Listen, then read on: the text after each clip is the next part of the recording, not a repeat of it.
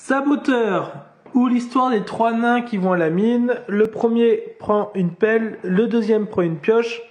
Que prend le troisième? Donc, réponse à cette énigme, peut-être plus tard.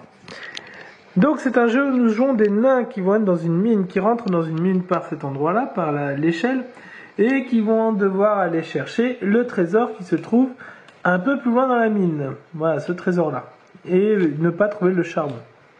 Donc entre les deux, il y a 7 emplacements de cartes. 1, 2, 3, 4, 5, 6, 7.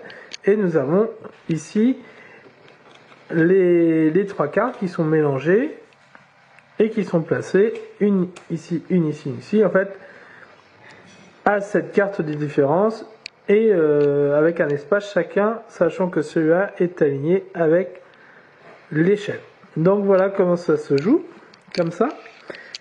Nous allons jouer du coup avec des cartes qui permettent d'avancer dans le chemin. D'avancer, donc voilà. Je prends des cartes qui n'avancent nulle part. Oh, dès le début donc. Alors, quand j'explique des règles, c'est pas toujours très bien organisé, mais là, j'ai pas de bol dès le début. Voilà. Des chemins qui permettent d'avancer, Bien sûr, on peut faire des virages. Donc, à se mettre comme ça et pas comme ça. D'accord, c'est comme ça. Donc, tout en long, et on avance jusqu'à trouver le trésor. Les règles de pose sont assez simples. Hein. On a le droit de poser des cartes mouvement. On a le droit de les poser que quand ça matche bien avec les bons murs et les bonnes entrées. D'accord, on peut pas mettre une entrée face à un mur ou un mur face à une entrée. Enfin, voilà, quand il y a une entrée, on est obligé de mettre une entrée et on les met comme ça droit, comme ça avance. Donc on a le droit de revenir en arrière, on a le droit de tout faire. Et c'est assez simple. Alors voilà pour les cartes de mouvement. Donc ça c'est plutôt très très simple. Je vais répéter encore une fois. Le problème c'est qu'il y a des nains dans la partie. Il y a des nains, mais plus que des nains, il y a aussi des saboteurs. Et c'est marqué du coup saboteur au-dessus. Voilà. Et l'objectif des saboteurs, c'est de saboter la recherche du trésor et d'empêcher la recherche du trésor, que les nains ne trouvent pas le trésor. Donc c'est un jeu qui peut jouer jusqu'à 10, donc c'est plutôt pas mal. Quand ça joue jusqu'à 10, c'est pas mal. Bien sûr, plus on est nombreux, mieux c'est. Il y a certaines configurations qui sont pas bonnes. Parce que on vous demande souvent de mettre un nain dans la règle. Alors la règle, nous, elle est en estonienne, mais la règle en français, c'est pareil. On vous demande de mettre, par exemple, pour 7 joueurs, 3 saboteurs et 5 nains. Comme ça, il y a 8 cartes et on ne sait pas trop s'il y a 2 ou 3 saboteurs. Alors, dans certaines configurations, c'est très bien. Dans d'autres, le jeu est vraiment inégal quand il y a un saboteur de moins. Par exemple, à 5 joueurs... S'il n'y a qu'un seul saboteur à 5 joueurs, c'est assez douloureux. Voilà. Donc voilà. Le nombre de cartes par joueur est défini par le nombre de joueurs. Exemple, si vous jouez à 6, alors là je prends les règles, hein, parce que si vous jouez à 6, c'est marqué, donc c'est marqué là, donc je montre de l'estonien, parce que j'ai le jeu qui est français, hein. J'ai le jeu en estonien, je raconterai ça peut-être en commentaire si quelqu'un pose la question. Donc là par exemple c'est marqué 6 Kuni 7 Manjiat, c'est-à-dire de 6 à 7 joueurs, et chaque joueur prend 5 cartes. Voilà. Donc à 6 joueurs, chaque joueur prend 5 cartes. Donc on a 5 cartes action, et à son tour, on joue une carte, on joue une carte, on récupère une carte, on joue une carte, on récupère une carte. Donc c'est tout bête. Hein. Donc ces rôles-là sont distribués face cachée, et après on joue en fonction de notre rôle. Ne pas dire dès le début qu'on est saboteur, puisqu'on va pouvoir nous empêcher de jouer. Et on joue ainsi de suite. Donc le principe de jeu est assez simple. Maintenant il y a juste quelques petites cartes à expliquer, des cartes qui existent dans le paquet de cartes, qui sont différents des tracés habituels. Donc juste, je vais aussi vous montrer, alors si je retrouve un rapidement, le trajet favori d'un saboteur, voilà, donc ça c'est un trajet d'un saboteur. Voilà. Et sinon, ce qu'on peut faire, c'est on peut mettre des pièges aux autres. Alors, on va les poser, ça va être beaucoup plus simple pour faire la pointe et pour présenter.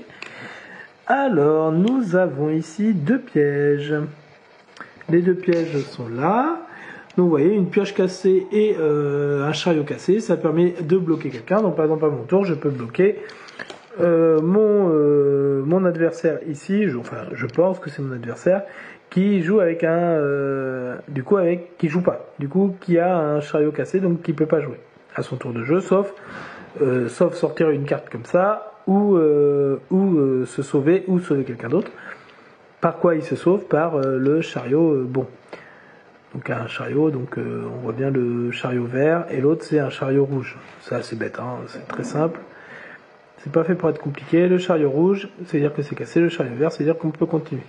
C'est un jeu où on peut sauver les autres, d'accord? C'est-à-dire que même le joueur là, il peut sauver lui s'il pense qu'il est dans la même équipe.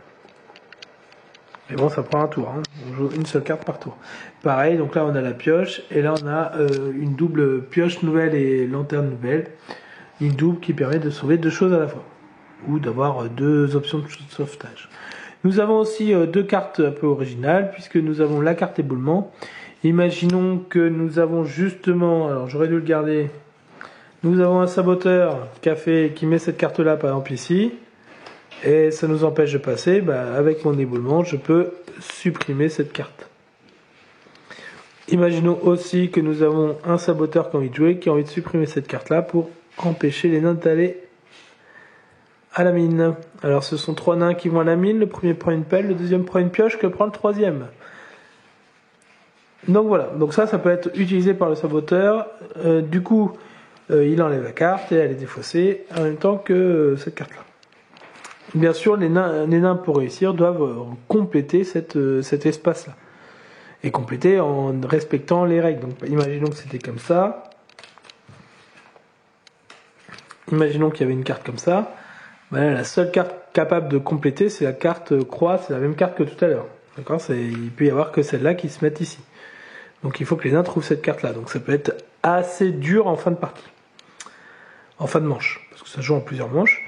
Cette carte-là permet aussi de... Alors, vous vous rappelez tout à l'heure, il y avait les trois cartes qui sont ici. Les trois cartes trésor, il y a deux charbons et un trésor.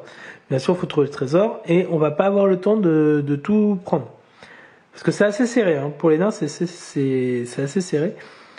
Du coup, quelqu'un qui joue cette carte-là peut regarder de manière cachée, peut regarder une carte et regarder. Ah, il voit que c'est le charbon.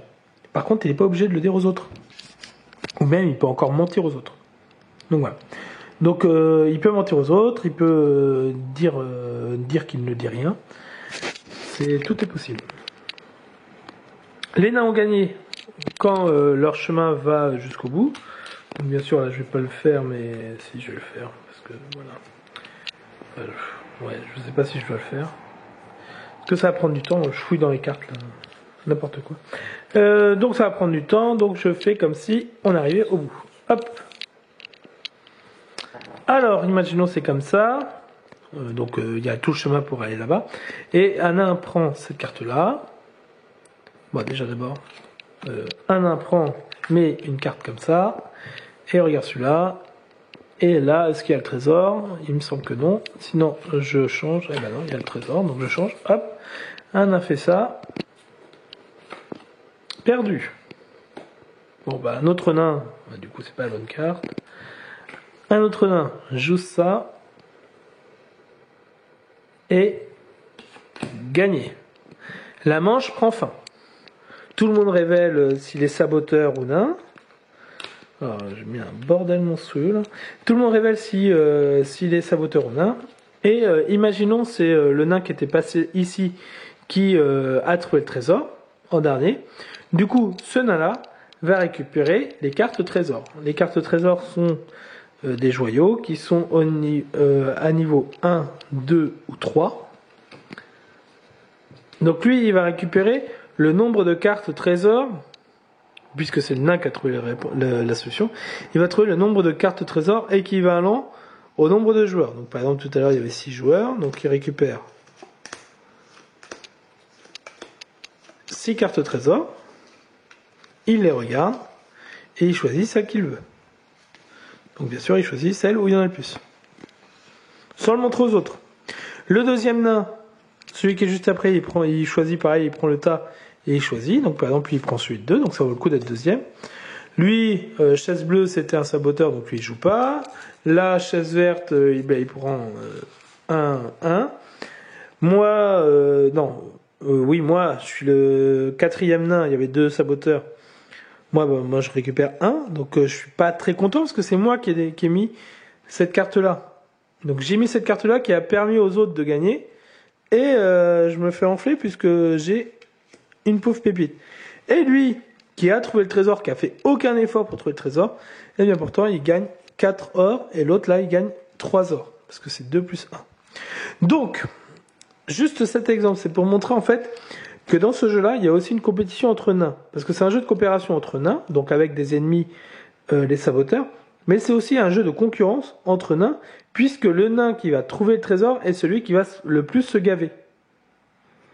Et le problème, c'est que du coup, il n'y a aucun nain qui a envie de donner l'avant-dernière solution, l'avant-dernier chemin, qui permet d'aller trouver le trésor. Donc en fait, c'est un jeu où au début, tout le monde marche ensemble, en équipe, ensemble. Et puis à la fin, il y en a qui freinent un peu et qui attendent un peu pour que ce soit eux qui trouvent la dernière réponse. Et donc à ce moment-là, les saboteurs peuvent se frotter les mains pour récupérer, pour que les nains s'embrouillent assez pour que ça pose problème. Donc voilà, donc c'est un jeu qui est assez mesquin pour ça. Donc il faut y penser. Faut y penser parce que sinon le jeu est trop facile pour les nains s'ils se battent pas à la fin. Il est trop facile pour les nains. Donc voilà, mais c'est pas toujours très facile. Hein. Ça dépend des saboteurs. Le jeu se joue en 3 manches. Donc c'est à dire qu'on a de quoi gagner plusieurs fois des trésors. Que se passe-t-il si un saboteur gagne? Parce que ça, j'allais l'oublier. Que se passe-t-il si un saboteur gagne? Si un saboteur gagne, il récupère directement 3 cartes. Les 3 premières de la fiche. Et il regarde les 3 cartes que c'est. Voilà. Donc quand un saboteur gagne, il gagne énormément. Il gagne 3 cartes. Tous les saboteurs. Donc là, il n'y a pas cette histoire de qui a saboté en premier, ni rien. Là, c'est 3 cartes chacun. Donc à la fin des 3 manches, on regarde qui a le plus de trésors et voilà, le jeu se termine. Entre chaque manche, on enlève tous les chemins, on remélange les 3, celle-là reste, là l'escalier reste, et on redistribue les rôles et c'est reparti pour un nouveau tour. Voilà, pour saboteur, j'ai oublié une petite règle. Une petite règle, c'est si jamais on peut pas jouer ou on ne veut pas jouer, on a le droit de défausser une carte. Alors si on ne peut pas jouer, c'est-à-dire je ne peux pas défausser une carte si je peux déjà la placer. Même si je suis nain, si j'ai envie de placer une carte par exemple ici, je dois la placer. Donc je suis obligé de placer une carte si je suis obligé. Mais par exemple si j'ai un piège, par exemple on m'a pété ma lanterne, si on m'a cassé ma lanterne, moi j'ai le droit de me défausser de la carte que je veux. Alors par exemple, un saboteur va se défausser d'une belle carte. Il va se défausser d'une carte croix, par exemple, d'un chemin croix. Donc voilà. Donc c'est possible dans ce cas-là. Par exemple, moi si je suis saboteur, je suis bloqué, j'ai ça dans ma main. Hop, je la défausse face cachée, personne ne voit ce que j'ai défaussé, et je me fais quand même passer pour un nain, parce que voilà. Voilà pour le saboteur. Donc, jeu assez fun.